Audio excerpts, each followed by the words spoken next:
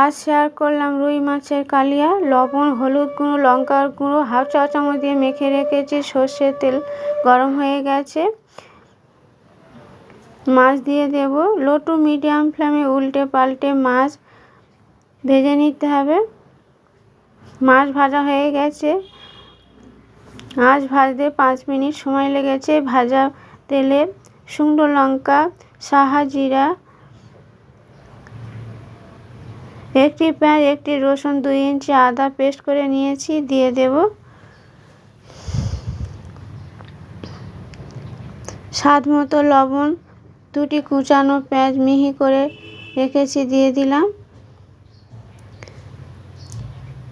নাড়াচাড়া করে 4 মিনিট ভেজে নিয়েছি।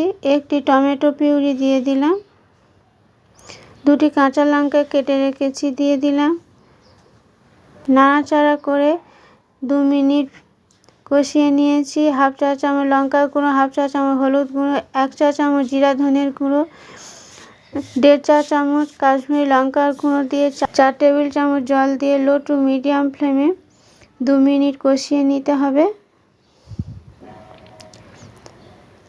কষানো হয়ে গেছে।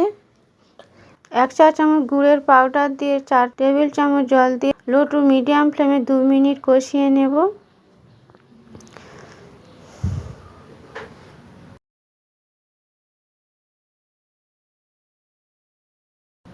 কষানো হয়ে গেছে। ভাজা মাছ দিয়ে উল্টে পাল্টে মশলা মাখিয়ে নেব।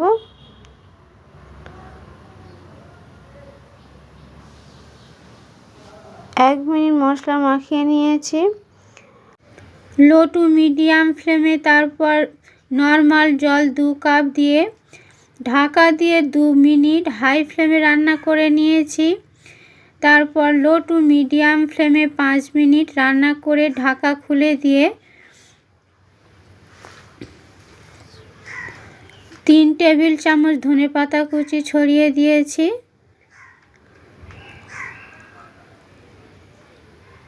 হাফ চামচের কম গরম মশলা অ্যাড করে দিয়েছি। 1 চা চামচ ঘি দিয়েছি। নাড়াচাড়া করে লো টু মিডিয়াম ফ্লেমে ফুটিয়ে নিয়েছি। তৈরি হয়ে গেছে, নামিয়ে নেব।